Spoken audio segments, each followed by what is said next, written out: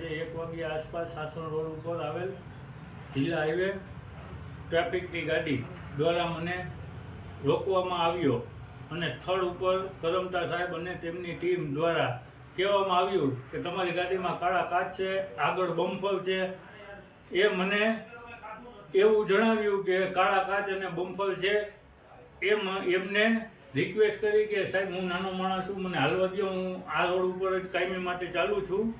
છતાં એને મને એવું કહેવામાં આવ્યું કે તો એક કામ કરો, 300 રૂપિયા 1 મહિનાનો હપ્તો છે, એ હપ્તો આપી દો તમે અને ચાલો. અને એ લોકોને મેં 300 રૂપિયા આપ્યા. એ લોકો એક અલગથી કાગળ હતો પહોંચની અંદર, એમાં બધા ગાડીવાળાના ઝાઝી ગાડીઓ હતી, અંદાજે 30-40 ગાડીઓ જેટલા નંબર લખેલા હતા બધાના, અને મારી ખુદની ગાડીનો મેં નંબર લખાવ્યો 300 રૂપિયા આપીને.